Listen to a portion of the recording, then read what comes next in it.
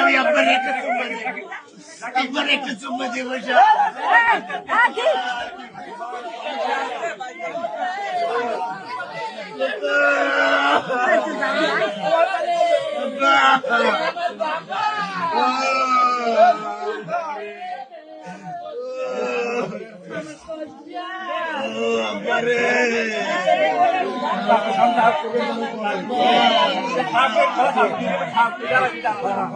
সবাই আব্বার জন্য দোয়া করবে।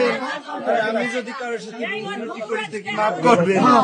মানুষ তো ভুলের মধ্যে না, মানুষ আমি তো মানুষ, ফেরেশতা না। কখন কার কি হয় বলা যায় না।